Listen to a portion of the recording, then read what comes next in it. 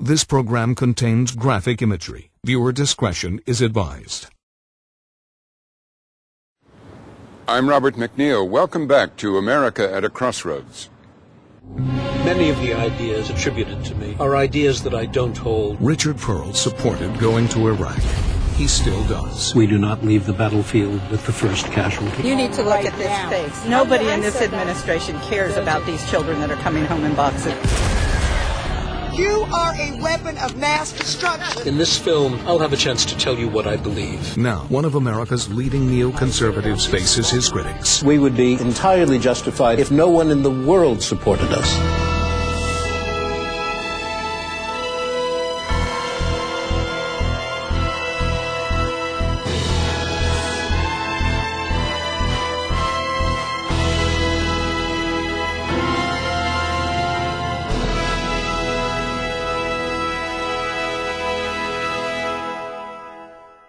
Funding for America at a Crossroads was provided by the Corporation for Public Broadcasting.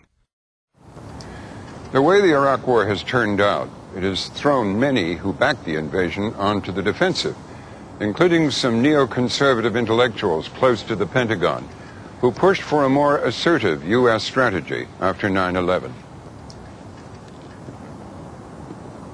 No neoconservative was more clearly identified with that policy than Richard Perle, Assistant Secretary of Defense for President Reagan, Chairman of the Defense Policy Board under George W. Bush. For this Crossroads series, a film was commissioned in which Richard Perle would defend the case for war and answer critics of it. That was 2 years ago. Now made more timely by events, Richard Perle addresses the reality in Iraq. No one in the Bush administration has been willing to confront opponents of the war as directly as Perle does in this film. Now, Richard Perle and the case for war. Richard Perle is one of the most controversial men in American politics.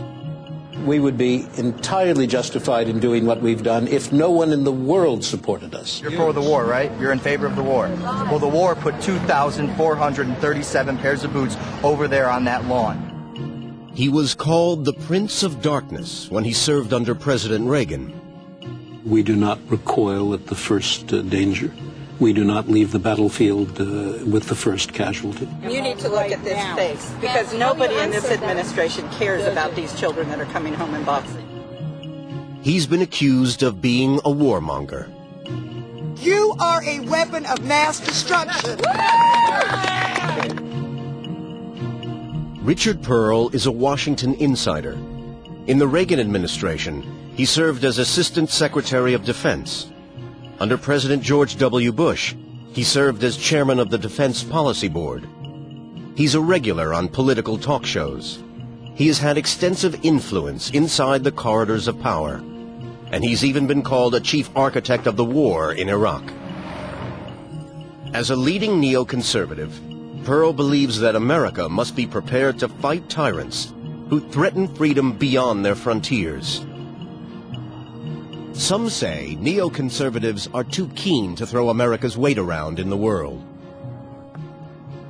Since the midterm elections, there have been stories that the voters rejected the main ideas of neoconservatives and that we have revised those views or even abandoned them altogether. Nothing could be further from the truth. We are in Iraq to help an elected government battle terrorism.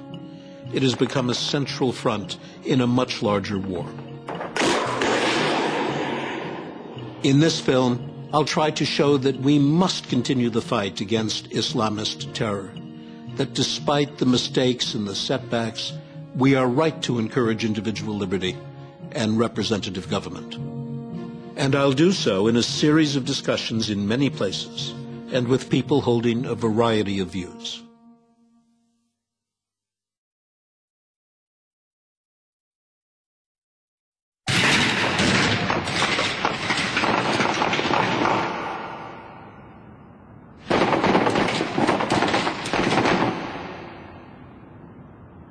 One thing's for sure, the rights and wrongs of our intervention in Iraq have polarized this country in a way we haven't seen since Vietnam. leave Iraq alone, let Iraqis rebuild their country by themselves. I can't. Why did we go? Like, I favored going into Iraq to remove Saddam Hussein. 13 months there. I spent 13 months there. Today I'm at an anti-war rally in my hometown, Washington, D.C., to meet some of the protesters. Listen to some of the stories of these guys. But I hear kids killed in front of their face. I hear contrary descriptions and contrary stories from people who have been there as well. You created the situation.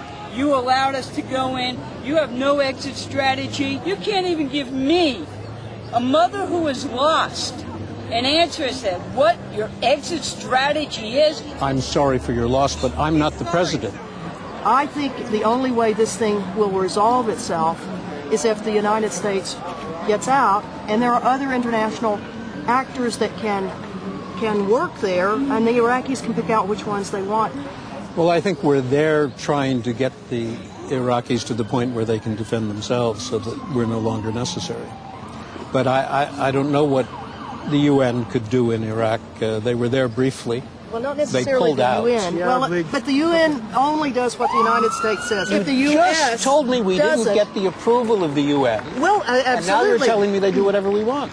So why didn't we get the approval? Well, because they didn't believe us. The job is remaining long enough so that the Iraqis can protect their own government. So how long is that going to be? These demonstrators have gathered on the Mall and placed a pair of boots to commemorate every American soldier killed in Iraq.